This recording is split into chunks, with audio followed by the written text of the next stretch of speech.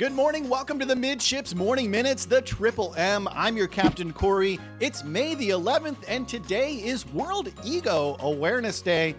And as a person who makes their entire living on the internet based on how people like them, I know nothing about the subject. Let's roll the intro.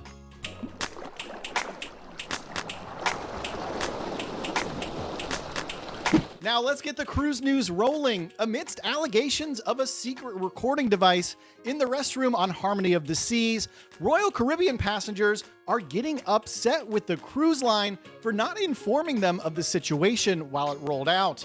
Plus, we have information about the alleged perpetrator, Jeremy Froias, so let's start there.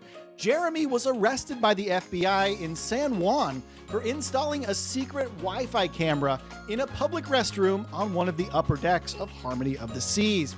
He was just released on a $25,000 bond in San Juan, Puerto Rico, Tuesday morning after his wife paid the money. He's being released into what is called third-party custody, i.e. he's in his wife's care. And there's a lot of caveats that Mr. Froias is going to have to obey and live with for the foreseeable future. For one thing, he's not allowed to leave his own house. He can't have any unsupervised contact with minors, including his own children. They have to stay at another house, their grandparents. He's also wearing an ankle monitor. In addition, Mr. Froias has been fired by his employer. He was formerly a cybersecurity officer for the city of Kissimmee, Florida. According to a LinkedIn profile for Froias, he worked for the city since 2009. As a part of his house arrest, he also had to surrender his passport. He's not allowed to leave Florida.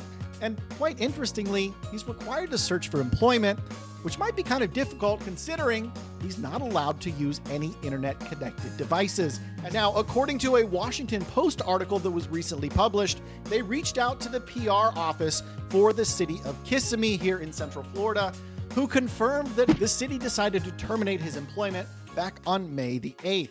Now, this is the update for Mr. Froias. Let's give an update for passengers who were on board the ship who are now upset at how Royal Caribbean has handled this, or in fact, didn't handle this situation. Now, allegedly, Royal Caribbean didn't reach out to any passengers on board the Harmony of the Seas during the cruise, which spanned May the 2nd through May the 6th, to let them know of the incident that occurred up in the restroom.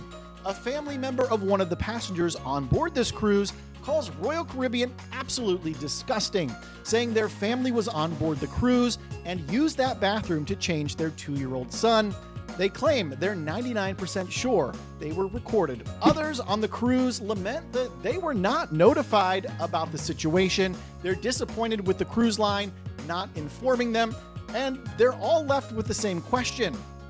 Where did the video footage end up? Was it just on the SD card, or where is it now? Jim Walker, a controversial Miami-based maritime lawyer who does represent alleged victims against the cruise lines, brought into question the amount of bond that Froias was charged with. And as a maritime lawyer, Jim Walker would be considered an expert in this case. So now the waiting game begins. Will Royal Caribbean reach out to guests who were on board the ship? How are they going to handle this? Obviously, it's not the cruise line's fault. They reacted immediately as soon as they knew there was a problem. It's not their fault a sick individual decided to film people in a public restroom on board their ship. But it is the responsibility of the cruise line to keep their guests safe and to be transparent with them when something like this arises on board one of their ships. Royal Caribbean, it's time to step up to the plate here and reach out to those who may have been affected. If you don't want to miss out on any further updates or new information that comes forward about this developing situation, please make sure you get subscribed to the channel here so you don't miss out on any of the new information. Now, before we move on with the rest of today's cruise news, I do have to pay some bills. If you love cruising as much as I do, I have a special store set up for you over on Amazon. In there, you can find everything I take with me every single time I cruise. It's an amazing way to support this channel. You're not going to pay a penny more for what you buy, and you're going to get some amazing items I personally have tested. Now let's get on to some happier cruise news. Thank goodness. Norwegian Cruise Line's newest ship, the Viva, reached an exciting milestone on Friday when she departed the shipyard in Fincantieri for the very first time on her way out to the Adriatic Sea to undergo sea trials. The Viva is the second Norwegian Prima class of ship. Remember, Norwegian recently admitted The Prima class is flawed because it's too small, it's undersized. They don't have the right economy of scale. They're spending a lot of money to go ahead and stretch these ships, make them a little bit bigger, the future Prima classes, that is. Now, upon successful completion of the sea trials, Norwegian will take ownership of the vessel, and there's only a few months' time left before that handover because the inaugural cruise of the Viva is slated for August 10th of this year. The Carnival Dream is in the news yet again for yet another medevac this week, and they received a very strange call this time about an 86-year-old man who swallowed a battery on board the ship during the cruise. The incident occurred just a few hours after the Dream left Galveston, Texas, and upon evaluating the guest on board, their medical condition, it was determined a medevac would be recommended. The U.S. Coast Guard received the strange call for the evacuation from the Dream, dispatched a helicopter from their air station Houston, about 50 miles from Galveston, and here is the video of the actual medevac. It was successful. However, no further details are known at this time, and let's keep our attention on Carnival Cruise Line as their ship, the Pride, is currently undergoing dry dock. The Spirit class vessel is said to have a rebranded steakhouse, and it's also going to see the removal of the David statue, the Michelangelo one.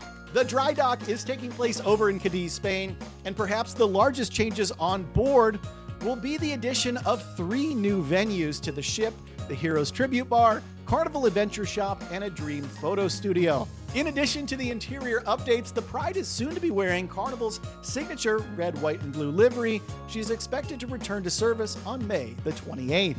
If you made it this far into today's episode, please make sure you get subscribed to the channel so you don't miss out on these quick and fun, informative cruise news updates. One last little thing of note here, there's still just a few spaces left on my group cruise. I would love to have you join us June 11th out of Miami, Florida on the brand new Carnival celebration.